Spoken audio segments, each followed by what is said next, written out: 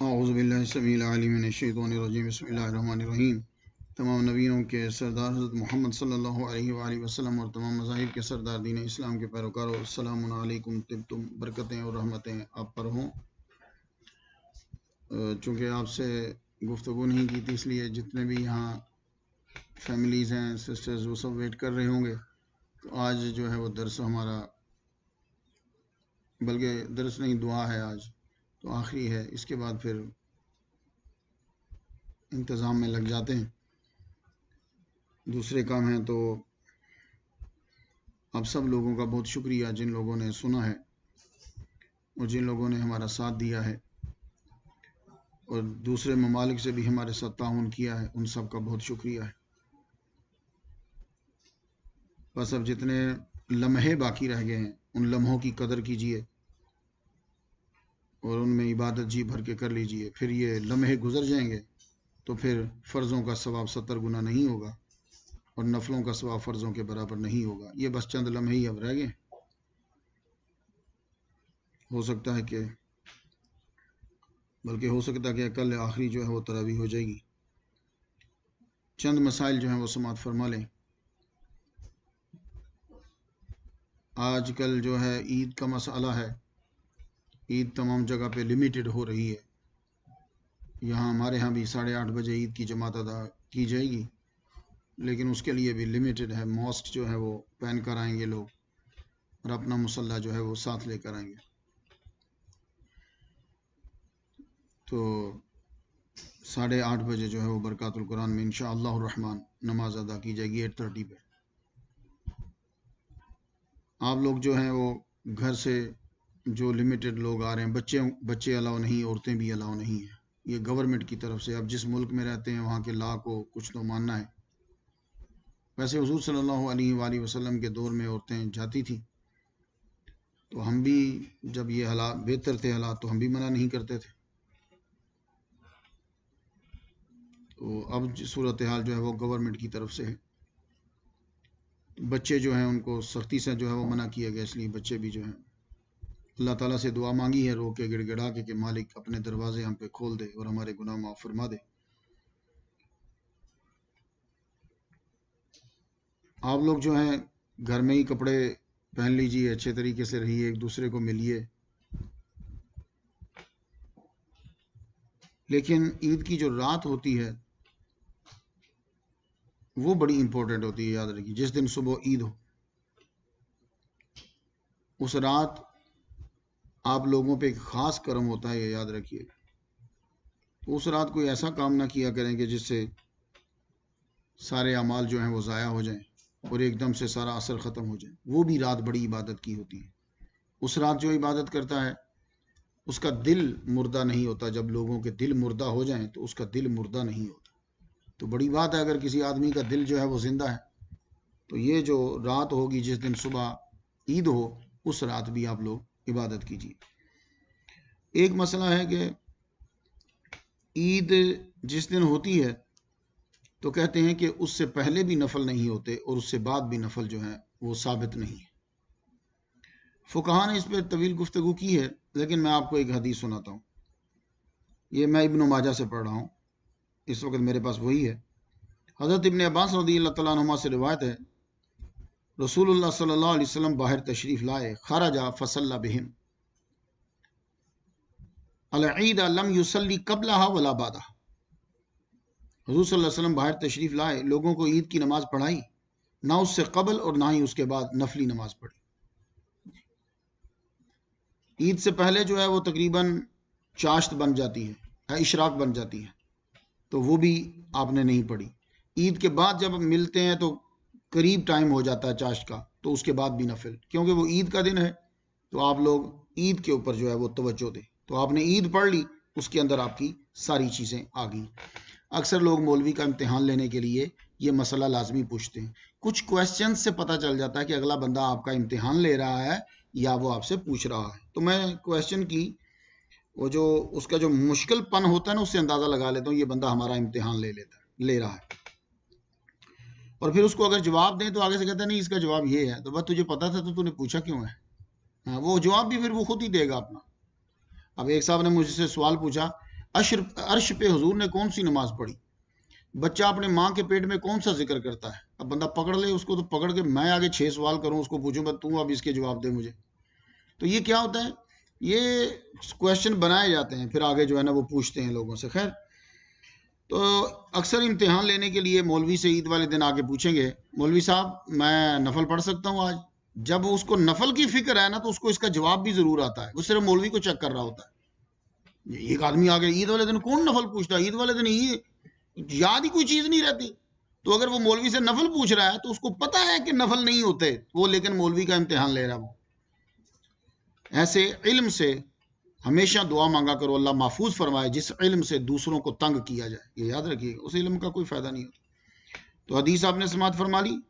خرج فصلی بہم العید، سرکار صلی اللہ علیہ وسلم نے عید کی نماز پڑھائی. لم یصلی قبلہا ولا بعدہا، تو آپ نے نفلی نماز جو ہے وہ، لیکن فقہا بعض کہتے ہیں کہ مسجد کے اندر اس دن جو ہے وہ اس ٹائم میں نفلی نماز نہیں ہو سکتی. اگر آپ عید پڑھنے کے بعد گھر چلے جاتے ہیں تو کہتے ہیں کہ یہ بھی ایک مسئلہ یاد رکھیے گا، گھر جا کے. اللہ تعالیٰ آپ سب لوگوں کی جو ہے وہ نماز جو ہے وہ قبول فرمائے، اور جن لوگوں کی لگن ہے اس کی لگن کا صدقہ اللہ تعالیٰ آپ کو عید کی نماز کا جو ہے وہ ثواب عطا فرما دے. حضور صلی اللہ علیہ وآلہ وسلم جب گھر واپس جاتے تھے، اب دیکھیے میں نے آپ کو ایک مسئلہ بتایا نا کہ اس دن مسجد کے اندر جو ہے وہ آپ نفل نہیں پڑھ سکتے، لیکن ایک حدیث مبارکہ مجھے ملی ہے، یہ حضرت ابو سعید خدری رضی اللہ تعالیٰ عنہ سے. قال کان رسول اللہ صلی اللہ علیہ وسلم لا یصلی قبل العید شیئا، عید سے پہلے آپ کوئی نفل نہیں پڑھتے تھے.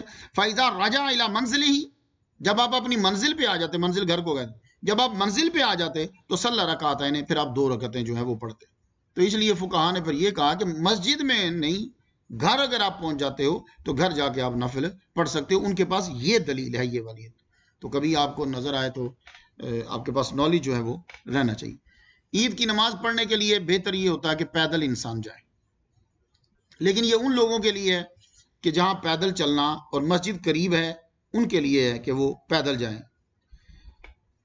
حدیث مبارکہ جو ہے یہ 1283 ہے. ان نبی صلی اللہ علیہ وسلم کان یخرج علی العید ماشیا ویرجع ماشیا، ماشی کا معنی پیدل چلنے والا. تو اس لیے تو حضور صلی اللہ علیہ وآلہ وسلم جو ہیں وہ عید کے لیے نکلا کرتے تھے پیدل، اور عید سے واپس جایا کرتے تھے پیدل. لیکن یہ نہیں ہوتا کہ حدیث جب بیان کی ہے تو وہ حدیث وہ فرض ہے آپ کے اوپر، نہیں. اس کی پھر کیا گری ہوتی ہے، کیا ہے مسئلہ؟ یہ مسئلہ واجب میں آتا ہے، سنت میں آتا ہے، مستحب میں آتا ہے، یہ کس میں آتا ہے؟ یہ ائمہ کا کام ہوتا ہے. تو اب یہاں جو لوگ ہیں، اب یہاں کم از کم جو بہت نزدیک ہمارے رہتا ہے وہ 10-15 منٹ پہ ہوتا ہے دور. وہ 10-15 منٹ جو ہیں وہ انڈیا پاکستان کے بڑے لمبے ہوتے ہیں. وہ یہ 10-15 منٹ جو ہیں وہ جلدی، یہی اگر اس نے رستہ وہاں ہمارے ملک میں وہ طے کرے تو اس کو آدھا گھنٹے سے بھی زیادہ لگ جاتا ہے. تو یہاں سپیڈ تیز ہوتی ہے، سڑک بڑی ہوتی ہے، تو کم از کم وہ بیچارہ 10-15 منٹ کے اوپر ہے، تو وہ پیدل چل کے آئے گا، اس کے لیے بڑا مسئلہ بن جائے گا. تو یہ جن لوگوں کے لیے آسانی ہے، مسجد قریب ہے، وہ لوگ پیدل چلتے ہوئے جو ہیں وہ جائیں. ٹھیک ہے، تو اللہ تعالیٰ کی تکبیر جو ہے وہ بیان کرتے رہیں. بڑی عید میں تو آپ جو پڑھتے ہیں نا وہ تو لازم ہوتا ہے نا، اس میں بھی اس کو پڑھیں، یاد رکھیے. اس میں بلند آواز سے پڑھنا ہوتا ہے، اس میں جب آپ آ رہے ہوں تو اس سے جو ہے وہ پیدل آ رہے ہیں تو پڑھیں، جا رہے ہیں پڑھیں، گاڑی میں ہیں تو بھی پڑھیں. لیکن یہ یاد رکھیے گا کہ حضور ایک اور مسئلہ ہے عید والے دن. وہ کیا ہے؟ کہتے ہیں کہ عید کے روز نماز عید کے لیے ایک رستے سے وہ آئے اور دوسرے رستے سے واپس جائے، اسی رستے سے گھر واپس نہ جائے. اب اس کے اوپر بھی یہ ہے کہ اگر اس کا ایک دوسرا رستہ قریب پڑتا ہے، اب یہ ہے کہ ایک رستہ تو جو ہے وہ 25 منٹ کا ہے، دوسرا رستہ پتا چلا کہ تقریباً 12 گھنٹے کا ہے، تو اب نہیں ہے. تو اسلام آسانی پیدا کرتا ہے. ایک دفعہ ایسا ہی ہوا میرے ساتھ، میں کسی ملک میں تھا، وہ ایگزٹ چھوٹ گئی. اس ایگزٹ سے اگر میں نکلتا تو میں ہوٹل میں تقریباً 20 منٹ میں پہنچ جاتا، لیکن جب وہ ایگزٹ چھوٹ گئی تو آگے جو رستہ تھا دوسرا رستہ، اس میں جب گئے تقریباً 7.5 گھنٹے کے بعد میں ہوٹل میں پہنچا. تو دوسرا رستہ، کیونکہ اس رستے میں واپس نہیں آیا، واپس آتے تو بہت لمبی لائن لگی، یہ پورا پل تھا، ایک برج تھا. تو یہ ہوتا ہے کہ آپ کا رستہ دوسرا بھی قریب ہونا چاہیے. تو یہ بھی سنت ہے جب آپ عید کی نماز ادا کرنے کے لیے آتے ہو ایک رستے سے تو جاؤ تم واپس دوسرے رستے سے اگر تمہارے لیے آسانی ہے. تو اس میں بڑی حکمتیں ہوتی ہیں. اللہ تعالیٰ آپ پر جو ہے وہ رحمت نازل فرمائے. تو عید والے دن آپ لوگ فاتحہ بھی ضرور پڑھیے آپ کے جو دنیا سے چلے گئے ہیں ان لوگوں کے لیے. اللہ تعالیٰ آپ سب پر اپنی رحمتیں نازل فرمائے. آئیے دعا مانگتے ہیں سب کے لیے. آج کی رات بھی جو ہے وہ قبولیت کی گھڑی ہے. میرا رب آپ سب پہ اپنی کرم فرمائے. آمین. اللہم صلی علی سیدنا محمد و ابوی محمد و آل محمد و صحابہ محمد و بارک وسلم. یا رب لک الحمد کما ینبغی لجلال وجہک و عظیم سلطانک یا ارحم الراحمین. ہماری آج کی حاضری اپنی بارگاہ میں قبول فرما. پروردگار عالم لائلۃ القدر ہو یا جمعہ کی خاص گھڑی ہو یا اللہ دعا تو ہی قبول کرتا ہے. اپنے بندوں پہ خاص نظر کرم فرما مالک. جو بھی جاگا جس نے افطاری کی ہے یا کروائی ہے یا اللہ تعالیٰ جس نے سحری کی ہے یا اللہ سحری کروائی ہے مالک. جو کھانا گھروں میں پکاتی رہی ہیں یا اللہ تعالیٰ اور جو آ کے کھاتے رہے ہیں پروردگار عالم سب کی حاضری اپنی بارگاہ میں قبول فرما لے مالک. سب کو اجر عظیم عطا فرما. بیمار ہیں تو شفا کلی عطا فرما. پروردگار عالم شفا تیرے قبضہ قدرت میں ہے یا اللہ. تو چاہے تو قمیص میں پیدا کر دے, چاہے تو ہاتھ کے لمس میں پیدا کر دے, چاہے تو پانی میں پیدا کر دے, چاہے تو لعاب دہن میں پیدا کر دے. شفا تیرے قبضہ قدرت میں ہے یا اللہ تعالیٰ. جتنے بیمار لوگ ہیں سب کو شفا عطا فرما. ساتھ کی والدہ ماجدہ کو یا اللہ شفا کاملہ عاجلہ عطا فرما دے. اور جن لوگوں نے اپنے رشتہ داروں کی شفا کے لیے دعا کے لیے کہا یا اللہ تعالیٰ سب کو شفا عطا فرما. واشفنا واشف مردانا واشفنا واشف مردانا. یا اللہ ہمیں شفا عطا فرما, ہمارے مریضوں کو شفا عطا فرما. یا اللہ تعالیٰ جو اپنے بچوں اور بچیوں کی وجہ سے گھر سے باہر نہیں نکل رہے ان کی بچیوں کو اور بچوں کو ہر قسم کی وبا سے بلا سے محفوظ فرما مالک. یا اللہ تعالیٰ نہ ہمیں ہمارے بچوں کے لیے امتحان بنانا, نہ ہمارے بچوں کو ہمارے لیے امتحان بنانا. یا اللہ تعالیٰ ہمارے بچوں کو ہماری آنکھوں کی ٹھنڈک بنا دے مالک. یا اللہ یہ بچیوں اور بچوں کو ہمارے لیے جنت کا ذریعہ بنا دے مالک. ہمارے خاندان والوں کو متقی بنا دے اور ہمیں متقیوں کا امام بنا دے مالک. جس شخص نے بھی جہاں سے بھی اس ادارے کے لیے خدمت کی ہے یا جہاں بھی اس نے اللہ کے گھر کے لیے خدمت کی ہے یا اللہ تعالیٰ اس کی خدمت کو اپنی بارگاہ میں قبول فرما. جو لوگ اعتکاف بیٹھے ہیں یا بیٹھی ہیں یا اللہ تعالیٰ سے اپنی باندیوں اور اپنے غلاموں کے اعتکاف کو اپنی بارگاہ میں قبول فرما لے. یا اللہ تعالیٰ نور صاحب ہماری مسجد میں اعتکاف بیٹھے ان کے صدقے سے یا اللہ سب کے صغیرہ کبیرہ گناہوں کو معاف فرما. یا اللہ تعالیٰ جو دین کی اور دین والوں کی خدمت کرتے ہیں ان کی فکر کرتے ہیں یا اللہ تعالیٰ ان کو ہر قسم کی پریشانی سے محفوظ فرما دے مالک. ربنا آتنا فی الدنیا حسنۃ وفی الآخرۃ حسنۃ وقنا عذاب النار. سید دوحہ صاحب نے دعا کے لیے کہا یا اللہ تعالیٰ سید دوحہ صاحب کا سایہ ہمارے سروں پہ دراز رکھنا مالک. پروردگار عالم جتنے لوگ بھی ان کے درس میں شریک ہوتے ہیں سب کے علم میں اضافہ فرما مالک. یا اللہ دین اسلام کی تبلیغ کے لیے میری روحانی جسمانی مالی علمی عملی طاقتوں میں ارب و گناہ اضافہ فرما مالک. یا اللہ تعالیٰ سب پہ اپنا کرم فرما دے. اس ادارے کو جو چلا رہے ہیں اپنا نام ظاہر نہیں کرتے پروردگار عالم ان سب کو دن دگنی رات چوگنی ترقی عطا فرما. ان کی بچیوں کو بچوں کو خوشیاں عطا فرما. ہر میدان میں کامیابی عطا فرما. جن کی بچیوں کی شادیاں ہو چکی ہیں گھروں میں رحمتیں نازل فرما. اور یا اللہ تعالیٰ جو شادیوں کے قابل ہیں پروردگار عالم نے ایک بار عطا فرما مالک. یا اللہ رزق میں برکت پیدا فرما. یا اللہ تعالیٰ ذہنی سکون عطا فرما. قلبی اطمینان عطا فرما. ہر قسم کی پریشانی سے نجات عطا فرما. ساری زندگی اپنا محتاج رکھنا, دنیا کی محتاجی سے نجات عطا فرمانا.